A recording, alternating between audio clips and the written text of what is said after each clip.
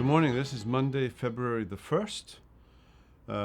We are in a new month, February, and we are navigating our way back through the COVID issues, and we're still in bumpy waters. I'm hearing more and more that the seniors, I'm right behind the seniors, just right behind the seniors.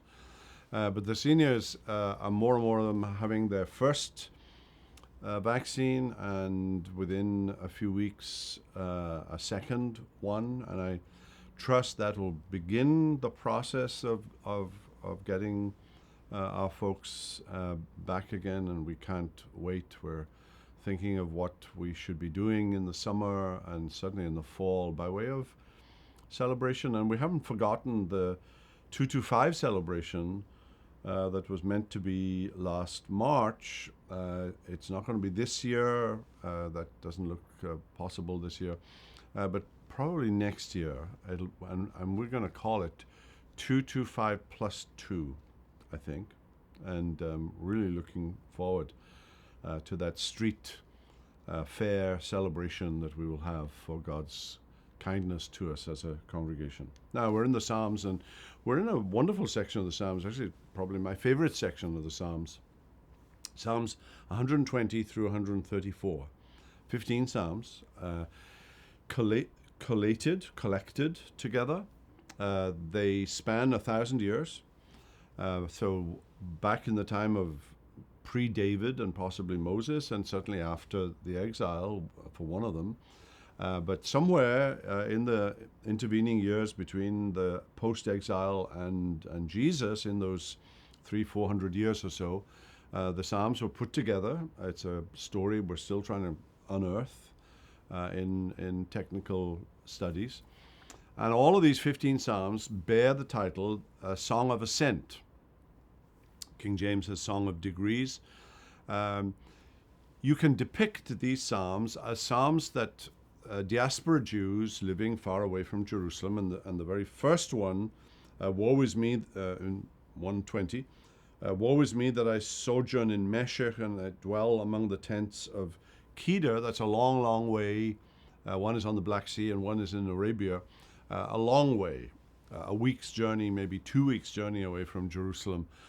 So he's a resident alien in whatever circumstances he is. But by Psalm 122, he has arrived in Jerusalem. And we think of these Psalms as Psalms they might have sung on the journey to Jerusalem. Now today, we're in Psalm 121. I lift up my eyes to the hills. From where does my help come? My help comes from the Lord who made heaven and earth. It's a very, very well-known psalm in Scottish Presbyterian circles, and it was a psalm that we sang a great deal in the metrical psalm version in the first congregation that I was in Belfast in Northern Ireland. There's a question as to whether, if you read it in the King James Version, it's a statement. I lift up my eyes to the hills, and my help comes from knowing that on the hills are angels and protection, and God is there. Actually, I think the newer translations are more accurate, and they're asking a question. I lift up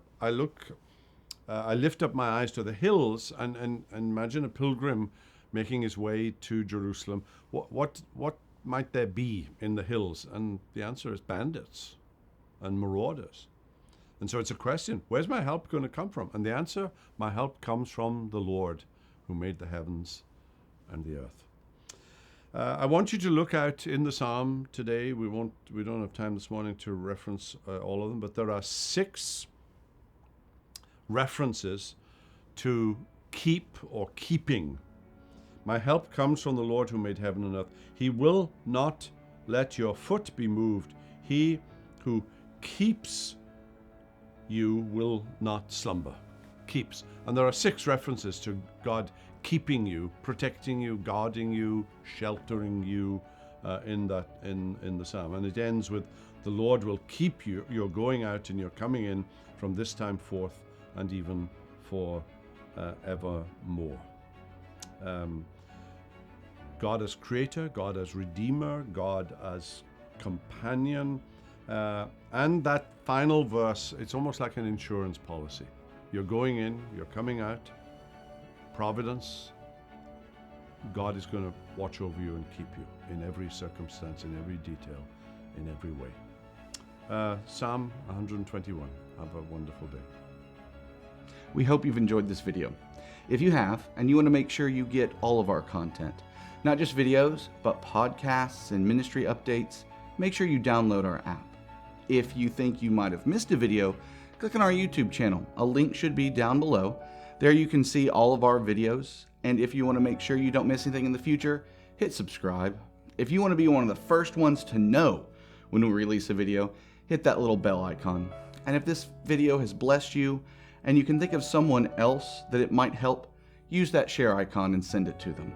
All, of course, for the edification of God's people and the glory of His name. Until next time, God bless.